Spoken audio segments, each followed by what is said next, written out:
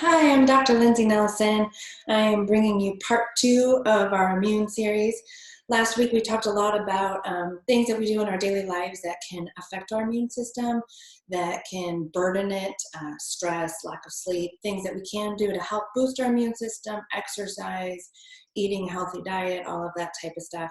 Today I wanted to show you what you can eat that's in your pantry that helps your immune system. I prematurely last week talked about my miso shiitake immune boosting soup, and it kind of got me thinking. Why not do what would you eat? What would a whole day look like? Um, where you are eating things that are in your pantry that help boost up your immune system.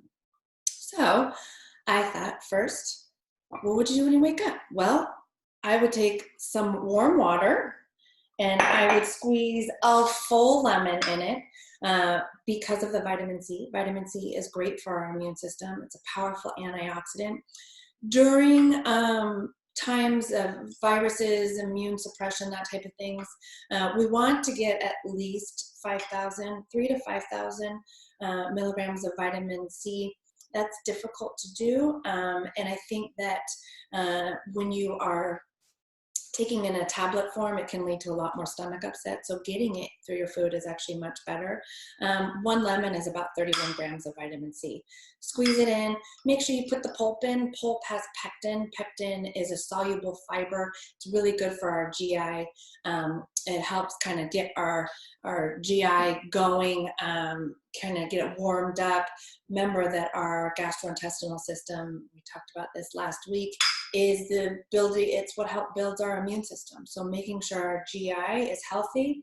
We also believe that our GI is a gateway of disease. So making sure that, your GI, the pectin, the soluble fiber is going to help make sure you go to the bathroom daily, and that's important. And vitamin C is also a powerful antioxidant. If the idea of just warm lemon water doesn't sound wonderful to you, then I would add some cayenne pepper. Cayenne is warming and stimulating. It is an antioxidant. There it is. A little splash of that. Or you can take some Manuka honey. Honey in itself is really wonderful, especially if you have allergies. It's kind of like taking daily allergy shots, so you're kind of building up resistance to what's around you.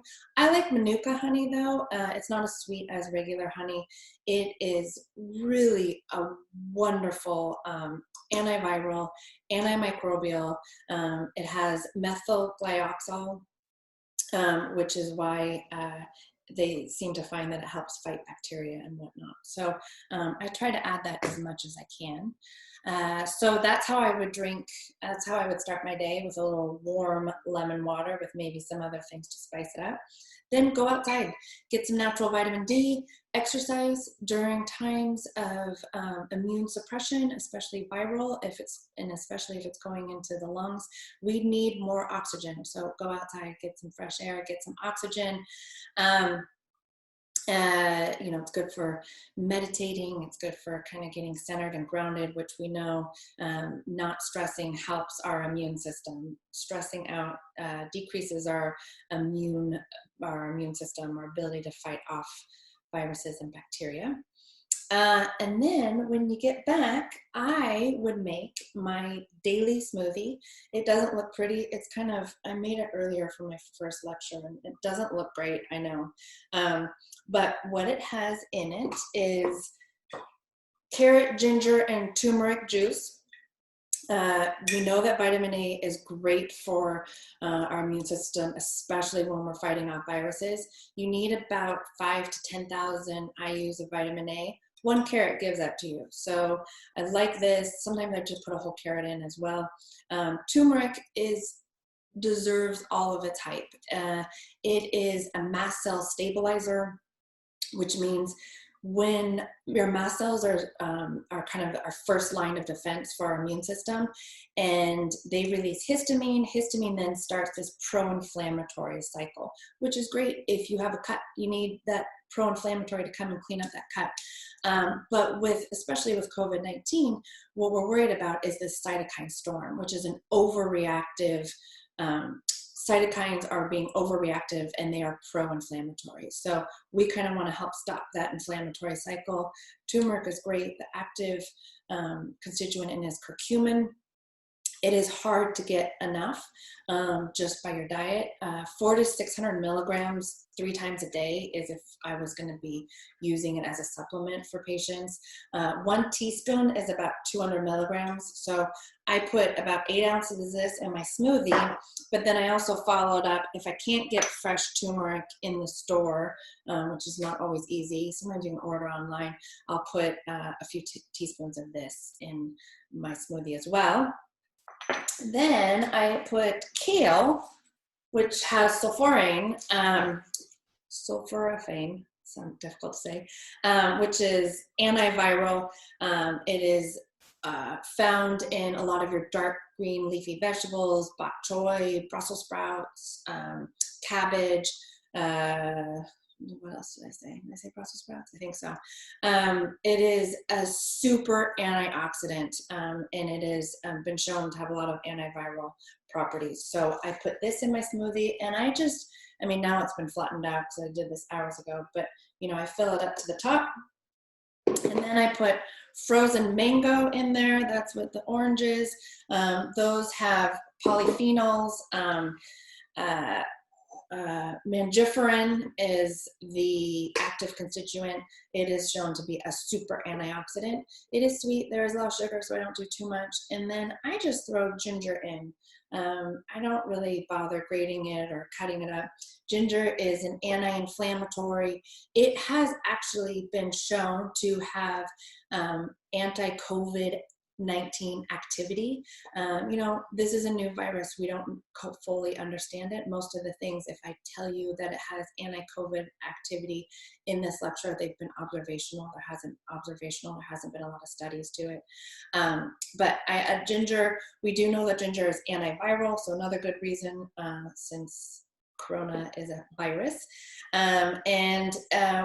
Ginger is also a synthesizer, so it helps increase the therapeutic benefit of your other herbs. So it will help drive turmeric's anti-inflammatory properties more. And then, I don't know why I don't have it out here, a little bit of black pepper also helps the absorption of it. Blend that up. Have that as my morning smoothie. Maybe I then go about my day with work. Maybe I go get in another form of exercise. Maybe I do homeschooling. I don't know. And then maybe it would be time to have a snack. I like to make up a little bowl of nuts and seeds. Your nuts and seeds are going to be full of zinc and some omega-3, mostly omega-6 and 9, but we know that they're heart healthy. We know that they're anti-inflammatory. I like to put coconut in it. Coconut has monolaurin in it, which is antiviral, so it's a nice little, almost feels like trail mix, and I have that. Good source of protein and fiber as well. And then we come to lunchtime. Lunchtime is that miso soup that I was talking about. Miso is super easy to get in the grocery store. It comes in white, yellow, and red. Red is going to have been fermented the longest, so it is going to be the strongest. I have a salty taste bud, so I like red. White is going to be the most mild, but it also means it wasn't fermented the longest. Fermentation is good for our gut. Those probiotics need to be fed, the good bacteria in your gut. So put good bacteria in your gut through fermented foods. I like miso. I like to make a big batch of it. It keeps pretty well in the fridge. We use about 2 tablespoons per cup. You know, with one sitting, I'll probably do at least 5 cups with about 10 tablespoons. That'll last, you know, a couple days, because we'll usually be just using it a small amount as, you know, a pre-lunch or whatnot. But, you know, if you wanted to make more and have like a big, huge ramen, I think that can be excellent. Then I will put mushrooms in. I don't know if I said this. I thought of this at like 5 in the morning when I woke up for whatever reason. And I was like, I wonder if I have everything in my pantry. So it'd be fun to have a different scene. I don't have like shiitake or reishi mushrooms. I only have your cremini mushrooms. your shiitake mushrooms, your reishi, those type of mushrooms are better for your immune system. They're immune modulators.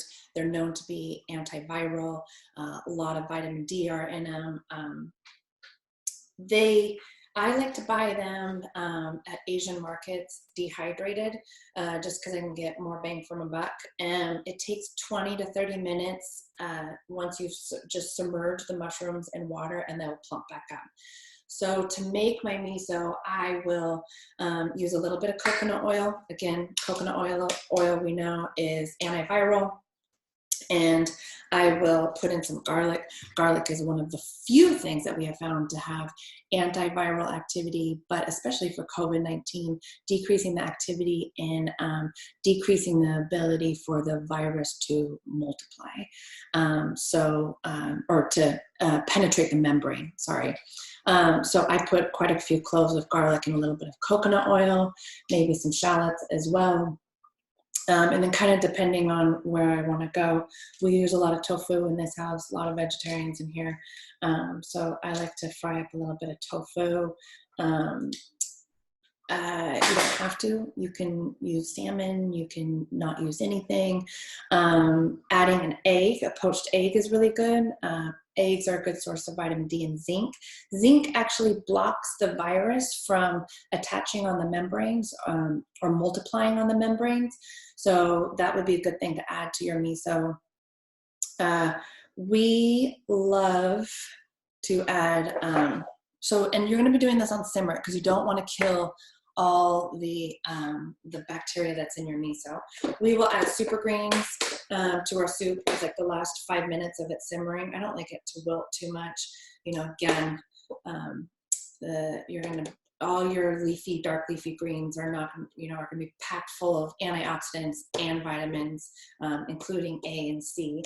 So we'll add that. And then my kids love to add these little flakes. We're almost at the end of it, but there's some seeds in it and some seaweed and that type of stuff. It also has like cornstarch, so it's not the best, but it is fun to add at the very end.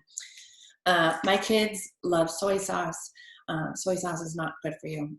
So Bragg's liquid amino acid blend is an excellent alternative. At first I think people will tell me that they don't think it tastes anything like soy sauce, but give it a little bit of time and I guarantee your palate will change. I put sriracha. I know I will say it wrong all the time, just about on every single thing. So I am a spicy girl, and a few squirts of this make everything taste good, in my opinion. And then even add some rice noodles. And those usually take about 10 minutes to boil, and you add them at the very end. And sometimes what I'll do is I'll do a big pot of this miso with whatever ingredients I want. You can pretty much add any vegetable. And then I will have noodles on the side, and people just kind of like make their own. Maybe another afternoon snack of an orange. Again, great source of vitamin C. We're really trying to pack in the vitamin C during this time. And then, what am I next? Dinner time. Dinner, salmon would be great. Our omega-3s are good anti-inflammatories. Cook them with a little bit of coconut oil. Maybe you do some cayenne, some lime, some garlic. That would be a great sauce. You put it on a big, huge salad and you eat the rainbow, right? We're going to put red peppers and carrots and yellow peppers and some zucchini and you name it, tomatoes, put it all in.